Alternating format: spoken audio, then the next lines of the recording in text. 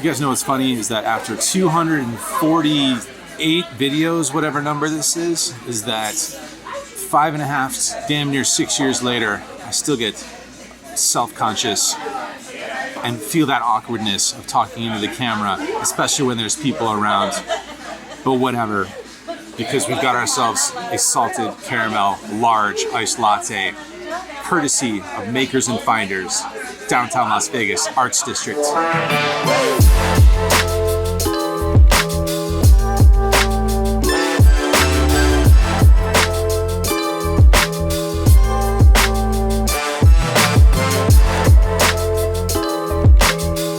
you guys are in need of a spot where you need to find yourself some empanadas, if you haven't found a good spot for empanadas anywhere in Las Vegas, Makers and Finders is your joint. Come here for the empanadas, stay for the iced salted caramel lattes. And if you guys know anything about me, you know that caramel is on my list of flavors. Didn't come here just to tell you guys about the salted caramel coffees and the empanadas. Came here to tell you about some poker hands that I played last night. Once again, the 5-10 game at the Bellagio, your favorite place on earth. All right, in this first hand, we got King 9 of clubs. Definitely worth a raise because we can make a straight flush. And any hand that can make a straight flush is worth putting money into the pot with. Tune in for more tips. Only the big blind makes the call. So heads up to a flop which comes Jack, Jack 3 with 2 hearts. He checks. Not too much going on for me in this flop. Could see about, of course, with King High. I just decided to check it back and take it to later streets. Turn is an offsuit 10. And now, after he checks it, now we have a gut shot to go along with our overcard. I'm gonna bet it. He's not showing too much interest. I make it 30 bucks and he calls. River's an offsuit 8. He checks it over to me again. We have a pretty good card here with the 9 of clubs. We unblock flush draws and we block potential straights. So I could have bet turn with a potential straight draw. Now I'm going to represent a straight. So I bet $100 here on the river. My opponent lets it go mainly because he has 5-3 of hearts. Turns out we are not bluffing in this hand. Turns out we were value betting, looking to get called with our King High. Tough to get called by 5-3 though. He lets it go. We drag this one in right off the bat. In this next hand, there's an early position raise to $30. We look down at pocket 4s, the sailboats in the big blinds. I'm gonna call it. Would be foolish not to. So heads up to a flop which comes down 9-6-5 rainbow. This is a flop that we could actually lead out on. I don't really have a leading range built into my strategies these days. I just check full range. I don't do the whole I check in the dark thing, but I am essentially checking in the dark. You know that, I know that, but my opponent doesn't know that. I check here and my opponent checks it back. Turn pairs the board on an offsuit 6. I think we could have the best hand here some percentage of the time, so I'm gonna go ahead and bet it here. I bet 30 bucks and my opponent makes the call. Off to a river card, which is an offsuit 9. So we are counterfeited. We're playing the board here. We're playing 9s and 6s, 5 kicker. Our 4s don't even play. But being the pre-flop caller, I think this board should still favor me, however. So I'm gonna bet here, I'm gonna bet large in order to get the job done. I think we have to go large in order to get an ace high hand to fold or even another overpair to fold. So I make a wager of $170 and my opponent doesn't think for too long before flashing me an ace and folding. Good result there. Bluffing gets the job done. Aggression pays. 2 hands in a row where I was bluffing, although only one where I actually had the worst hand. Drag this one in as well though. All right, next hand is gonna look like we're getting a little bit out of line here, and potentially we are. However, when I look down at King 10 offsuit, I've felt like the table is playing a little bit passively, and that is the opposite of aggressive. And that makes me want to open my range up a little bit and try and, find more victories than average, than maybe I'm due. So King 10 offsuit from under the gun is definitely a little bit too loose, but I think I can get away with some stuff here. So I raise it up to 30 bucks from under the gun. Only the player on the button makes the call. A nice fellow from Missouri, by the way. All right, heads up to a flop which comes down Jack 9 deuce with 2 hearts. Not a bad flop, all things considered, giving us gut shots to the nuts plus our overcard. I'm gonna make a wager here. I don't want to check call our position. I bet 40 bucks and my opponent calls. Turns a jack, and while we might slow down with our overpairs, there's no reason why we can't have a jack in our range. I'm not sure if he has more jacks than I do. I'm not really the one to go to for such range analysis, but I am the one to go to if you're looking for turn bets, because I bet $100 here on the turn. My opponent once again makes the call, so things are getting interesting here in this hand, and we're off to a river card, which is an offsuit 8. Not too bad of a card again. I think I can represent straights once again, and I can just muscle it through. Having not faced any aggression on the flop or the turn, if my opponent happened to have, say, pocket 9s for a full house, or even a jack, he might have found a raise at some point here. But having not done so, I'm gonna feel a little bit more encouraged to fire the third barrel here. I do so for $320, and my opponent says to me, nice hand, and then he folds. I don't know if you guys are keeping score at home, but that is 3 bluffs in a row so far. 3 bluffs that gets the job done. You know what they say about aggression, you guys. All right, moving right along here. We're still on the must-move table. Things are going good so far, up a little bit of money. I think we're up about $400, maybe even $5 at this point. We look down at King, Queen of Hearts in the small blind after action folds all the way around to us. Definitely raising here, make it $40 to go, and the big blind makes the call. King, Jack, 4, 2 diamonds, 1 heart. Pretty good flop for us. Top pair, second kicker, backdoor everything. I'm gonna bet it. I bet 60 bucks. My opponent seems to like it as well. He puts in a raise, $190. Don't think any option other than call makes sense here. Folding would get you banned from the Bellagio. Raising would be an overplay, which is very much a term in poker these days. So that leaves flat call. That's what I'm gonna do. Turn is an offsuit 10, giving us an open-ended straight draw to go along with our top pair, reasonable kicker. I check, opponent not deterred. He bets $200 here. Once again, pretty straightforward call here, I think. I don't think raising is necessary. Folding will get you arrested and possibly buried in the desert. So that leaves flat call once again. Rivers and offsuit 5 changes nothing. I check, and now my opponent bets $250. We're getting about 7,892 to 1 on this price. I don't love it by any means. We can't really beat value hands that would take this line. And so when that's the case, generally you want to start looking for some folds. But for this price, blocking straights, reasonable top pair, holding, never seen this opponent before. I think he might be a recreational player. Pretty sure he is. He's from Napa Valley. He's in the wine industry.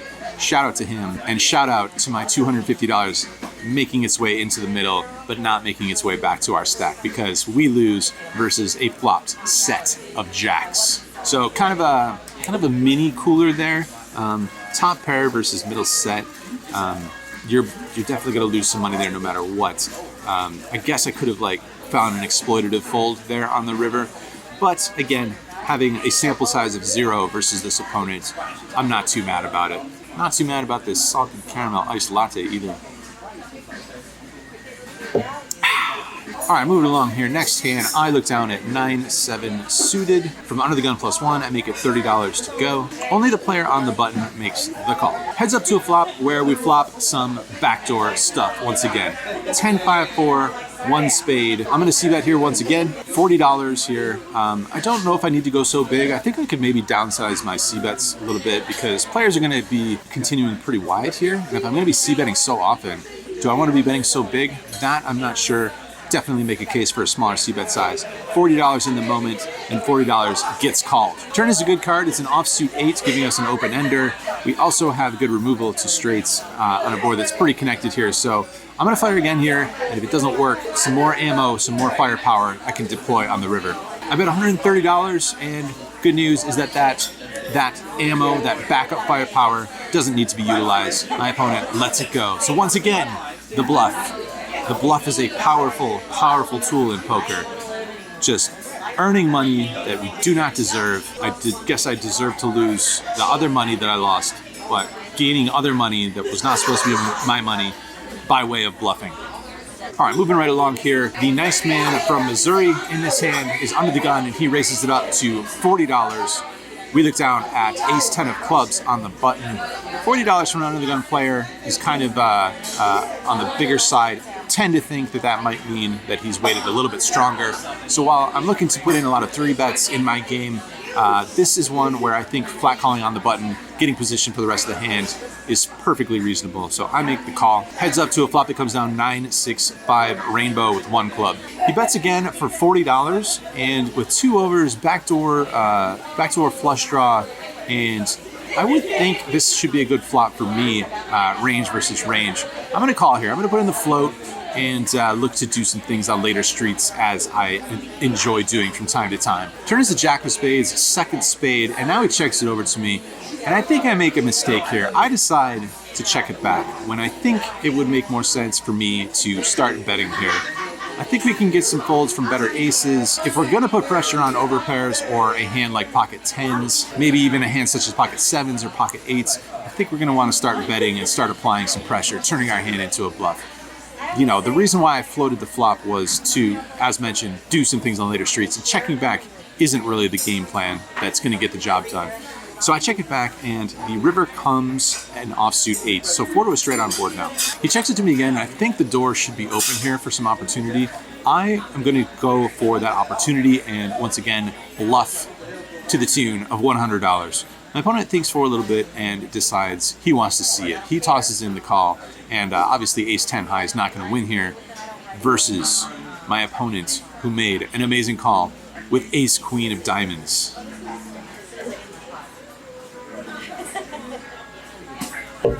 That, my friends, is what's known as getting wrecked. Getting owned, slapped across the face, called down ace-queen high on this board. A tip of the cap to my opponent from Missouri. Ouch.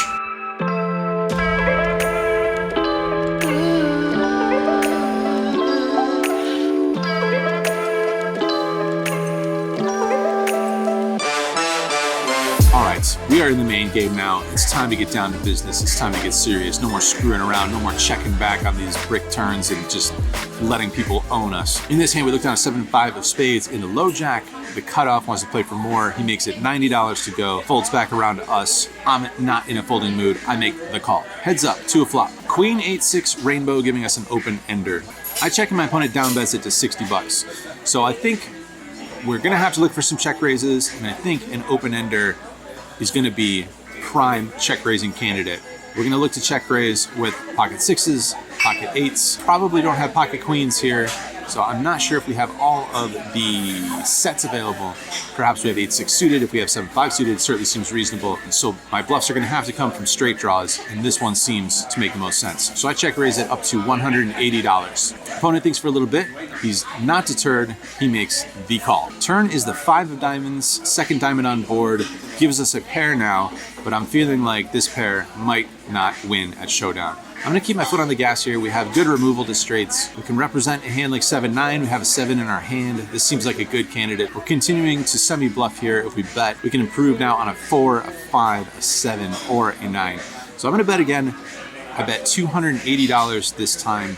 My opponent thinks for a little bit and once again makes the call. So we're treading into some deep waters here, looking for some help on the river potentially, but unfortunately it does not come. River is an offsuit 10, which all things considered is not the worst card. Once again, if we're check raising flop with straight draws, there's a lot of straight draws that became straights by this river. If we were to go really crazy and even include some gut shot straight draws like Jack 9, and that straight draw got there too. So this is going to be a tough spot if we decide to wager, which I think is pretty mandatory at this point. I decided to wager all of my chips, $850 worth. I'm all in. My opponent goes into the tank for quite some time here.